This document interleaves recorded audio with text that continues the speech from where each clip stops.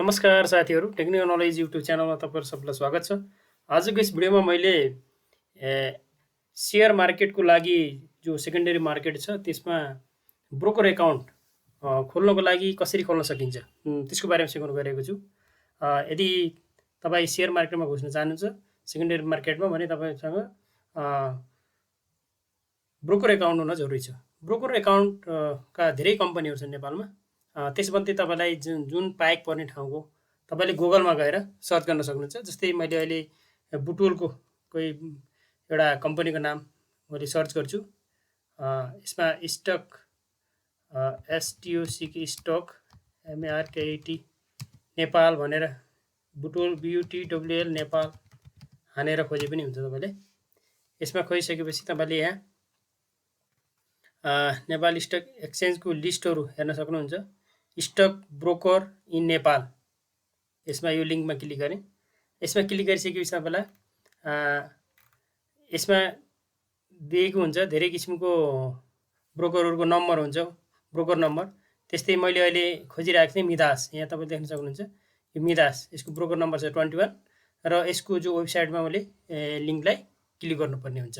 यदि मैले मिदासको खोल्नु छ भने यसको लिङ्क खोल्ने, यदि अर्को कुनै तपाईँको कम्पनीको खोल्न छ भने तपाईँले फेरि त्यसको लिङ्कलाई खोल्नुपर्ने हुन्छ। अहिले मैले मिदासको वेबसाइटलाई खोलेँ।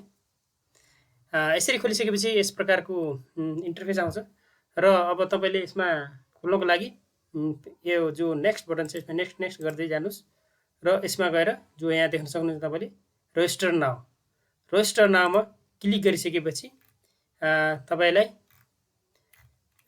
यस्तो प्रकारको इन्टरफेस आउँछ। यसमा तपाईँले नेप्से लगइन छ, जो नेप्से लगइनमा गएर क्लिक गर्नुपर्ने हुन्छ। नेप्से लगइनमा क्लिक गरिसकेपछि तपाईँलाई Nepal stock exchange trade management system stock broker number 21 को एउटा इन्टरफेस खुलिरहेको हुन्छ। यसमा तपाईँले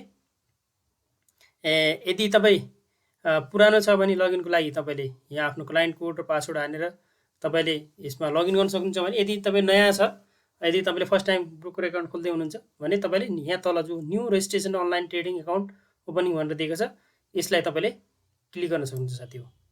यहाँ क्लिक गरिसकेपछि यहाँ तपाईँको जनरल डिटेल्सहरू भर्नुपर्ने हुन्छ। यसमा मैले तपाईँलाई देखाउँछु क्लाइन्ट टाइप। यसमा क्लाइन्ट टाइपमा तपाईँले यदि इन्डिभिजुअल छ, यदि कोर्पोरेट छ, म्युचुअल फन्ड छ भने तपाईँले अहिले इन्डिभिजुअल, यसमा मैले इन्डिभिजुअल खोल्न सिकाइरहेको छु। इन्डिभिजुअल सिलेक्ट गर्नु होला। त्यसपछि मेम्बर ब्रान्च तपाईँ काठमाडौँको बुटोलको त्यसको सिलेक्ट गर्नु होला। यस प्रकारले मैले बुटोल सिलेक्ट गरेँ। यसमा तपाईँको आफ्नो मोबाइल नम्बर दिनु होला, जुन भ्यालिड मोबाइल नम्बर छ त्यो मोबाइल नम्बरलाई दिनु होला।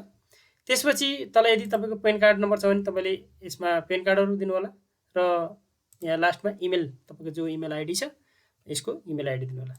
यति गरिसकेपछि तपाईँले यहाँ नेक्स्ट गर्नुपर्ने हुन्छ। नेक्स्ट गरिसकेपछि अहिले मैले पुरै डिटेल भरेको छैन, तपाईँलाई सिकाउनु, मैले अलरेडी खोलिसकेको छु, तपाईँलाई सिकाउनको लागि मात्रै यो मैले भिडियो बनाएको।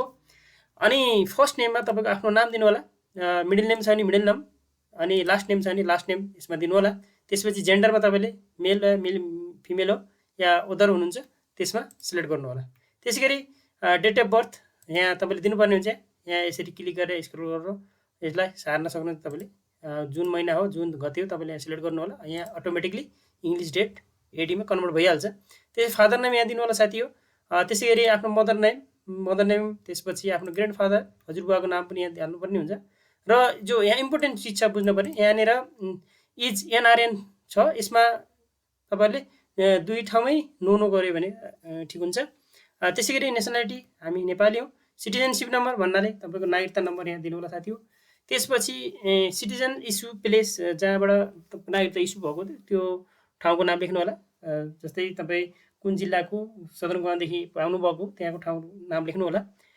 त्यसै सिलेक्ट गर्नु होला। यहाँ अलरेडी छ लिस्ट, सिलेक्ट गर्नु होला। त्यसै गरी सिटिजनसिप इस्यु तपाईँको नागरिकता कहिले इस्यु भएको त्यसको मिति यहाँ हाल्नुपर्ने हुन्छ, डेट, अनि यहाँ यसको एडी डेट अटोमेटिकली आइहाल्छ। त्यसै गरी म्यारिटल स्ट्याटसमा तपाईँ म्यारिड हो अनम्यारिड हो या अदर हुनुहुन्छ त्यसको लागि यहाँ दिनु होला। त्यसै गरी फाइनेन्सियल डिटेलमा तपाईँले यहाँ आफ्नो पर इन्कम आय स्रोत कति छ तपाईँको, 5 लाखसम्म गरे पनि हुन्छ या 5 देखि 10 तपाईँको आफ्नो इच्छा अनुसार गर्न सक्नुहुन्छ। त्यसपछि यहाँ इन्भल्भ इन इन्भेस्टमेन्ट कम्पनी छ, त्यसमा तपाईँले यदि तपाईँ कोही कम्पनीमा इन्भल्भ हुनुहुन्छ भने त्यसमा यस गर्नु र फेरि त्यो कम्पनीको डिटेल भर्नुपर्ने हुन्छ। यदि तपाईँ त्यसमा त्यस्तो इन्भल्भ हुनुहुँदैन कुनै कम्पनीमा भने तपाईँले नो गर्न सक्नुहुन्छ यस प्रकारले। त्यसै गरी तपाईँले यसपछि नेक्स्ट गर्नुपर्ने हुन्छ साथी हो। नेक्स्ट गरिसकेपछि तपाईँले एड्रेस डिटेल भर्नुपर्ने हुन्छ। यसमा तपाईँले एड्रेस टाइममा पर्मानेन्ट या टेम्पोरेरी तपाईँले भर्नु होला। अनि स्टेट कुन स्टेट हो, प्रोभिन्स 5, 4 कुनमा हुनुहुन्छ त्यो गर्नु होला। त्यसै गरी साथी हो डिस्ट्रिक्ट, तपाईँको डिस्ट्रिक्ट यहाँ सिलेक्ट गर्नुपर्ने हुन्छ। त्यसै गरी म्युनिसिपालिटी गाउँपालिका या नगरपालिका कहाँ हो त्यो तपाईँले यहाँ सिलेक्ट गर्नुहुन्छ। यदि तपाईँले डिस्ट्रिक्ट सिलेक्ट गर्दा साथ यहाँको त्यो एरियाको म्युनिसिपालिटीहरू फेरि लिस्टमा तपाईँले हेर्न सक्नुहुन्छ। अहिले मैले यहाँ डिस्ट्रिक्ट सिलेक्ट गरेको छैन, इक्जाम्पल मैले गुल्मी सिलेक्ट गरेँ भने तपाईँको यहाँदेखि गुल्मीको गाउँपालिका नगरपालिकाहरूको लिस्ट आउँछ। यसरी सिलेक्ट गर्न सक्नुहुन्छ साथी हो। त्यसै यहाँ वार्ड नम्बर दिनुपर्ने हुन्छ तपाईँले, र यहाँ तपाईँको टोल स्टेट दिनुपर्ने हुन्छ। यति गरिसकेपछि साथी हो तपाईँहरूले यसलाई नेक्स्ट बटनमा क्लिक गर्नु होला। नेक्स्ट बटनमा क्लिक गरिसकेपछि यसमा ब्याङ्क कुन ब्याङ्कमा तपाईँको एकाउन्ट छ, जुन ब्याङ्कमा तपाईँको एकाउन्ट छ त्यही ब्याङ्कको तपाईँको डिटेल दियो भने यसमा राम्रो हुन्छ। यसमा क्लिक गर्नु होला। त्यसै गरी ब्रान्च, त्यो ब्याङ्कको ब्रान्च, त्यसै ब्याङ्क टाइप कुन टाइपको ब्याङ्क खाता हो तपाईँको यसमा सिलेक्ट गर्नु होला। त्यसै गरी त्यो ब्याङ्क एकाउन्टको यहाँ तपाईँले एकाउन्ट नम्बर पनि हाल्नुपर्ने हुन्छ। एकाउन्ट नम्बर साथी हो यसमा ध्यान दिनुपर्ने कुराहरू के छ भन्दा तपाईँहरूले एकाउन्ट नम्बर हाल्दाखेरि एकदम करेक्टली हाल्नु होला, त्यसमा गल्ती नगर्नु होला। त्यसै गरी यसपछिको नेक्स्ट स्टेप छ तपाईँले नेक्स्ट गरिसकेपछि तपाईँले भ्यू आइडी नम्बर भनेर हाल्नुपर्ने हुन्छ। तपाईँले यदि मेरो सेयर खोल्नु भयो र डिटेल्समा आफ्नो प्रोफाइल डिटेलमा हेर्नुभयो भने त्यहाँ भ्यू आइडी नम्बर हुन्छ, त्यो तपाईँले यहाँ हाल्नुपर्ने हुन्छ। त्यसै गरी साथीहरू यदि स्टेप पुरा भइसकेपछि तपाईँले नेक्स्ट बटन क्लिक गर्नु होला। यहाँ कुछ डकुमेन्टहरू तपाईँले अपलोड गर्नुपर्ने हुन्छ। यसमा सबभन्दा पहिला तपाईँले फोटो अपलोड गर्नु होला कम्पलसरी। त्यसपछि अनलाइन ट्रेडिङ एग्रिमेन्ट फर्म छ, जो एग्रिमेन्ट फर्म 3 पेजको छ, त्यसलाई तपाईँहरूले त्यसमा हाल्नु होला, अपलोड गर्नु होला। त्यसै गरी मिदास केवाइसी फर्म जो 5 पेजको हुन्छ, त्यसलाई तपाईँले हातले त्यो फर्मलाई डाउनलोड गरेर एउटा एग्रिमेन्ट फर्म, एउटा चाहिँ क्युआइसी फर्म हुन्छ, त्यसलाई डाउनलोड गरेर पिडिएफ डाउनलोड गरेर भरेर फेरि त्यसलाई फोटो खिचेर फेरि तपाईँले यसमा अपलोड गर्नुपर्ने हुन्छ। यो फर्मको जो स्याम्पल छ त्यो स्याम्पल मैले तपाईँहरूलाई यसको आई बटनमा लिङ्क दिनेछु, त्यहाँबाट तपाईँले डाउनलोड गर्न पनि सक्नुहुन्छ, या त तपाईँले गुगलमा हानेर पनि तपाईँले डाउनलोड गर्न सक्नुहुन्छ। त्यति ठुलो कुरो केही भएन। त्यसै गरी यसमा इम्प्लोइ आइडी, तपाईँको इम्प्लोइ छ भने इम्प्लोइ आइडी दिने हो। डिमेट कन्फर्मेसन लेटर यसमा तपाईँले नगरे पनि हुन्छ, केही फरक पर्दैन। बर्थ सर्टिफिकेट यदि तपाईँको एभाइलेबल छ तपाईँले हाल्नुपर्ने हुन्छ। त्यसै गरी सिटिजनसिप सर्टिफिकेट, यो इम्पोर्टेन्ट छ। सिटिजन सर्टिफिकेट यसमा नागरिकता तपाईँले यहाँ अपलोड गर्नुपर्ने हुन्छ। यदि तपाईँको 2 साइडको गर्न छ भने प्लसलाई यसरी दबाएर फेरि यहाँबाट पनि अपलोड गर्न सक्नुहुन्छ। त्यसै गरी फोटो कपी चेक यसको तपाईँले गर्न जरुरी छैन। त्यसपछि पर्सनल पेन कार्ड नम्बर छ भने तपाईँले गर्नु, नत्र नगरे पनि हुन्छ। यति गरिसकेपछि साथी हो तपाईँहरूले सबमिट एप्लिकेसनमा क्लिक गर्नुपर्ने छ। यति गरिसकेपछि सबमिट हुन्छ।